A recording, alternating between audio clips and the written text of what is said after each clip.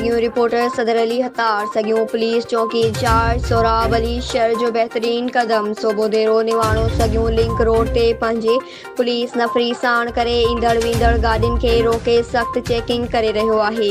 सगियूं in charge Sorab शहर सोबो देरो सगियूं link अमन अमान बहाल रखण लाइ रोड ते बीही पंहिंजी ड्यूटी सरअंजाम ॾींदड़ ईंदड़ वेंदड़ गाॾियुनि खे रोके माण्हुनि जा शनाख्ती कार्ड चेक करे सख़्त चेकिंग जारी करे छॾी।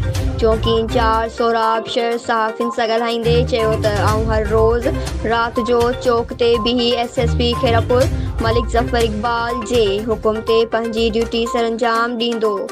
मां पंहिंजे हद में कंहिं बि ॾोहारी क़िस्म जे माण्हूअ खे बख़्श न कंदसि ऐं पंहिंजी हद में ॾोहनि ते कंट्रोल कराए अमन अमान जी सूरत हाल बरक़रार रखंदसि। News Sindh Express News सगियूं।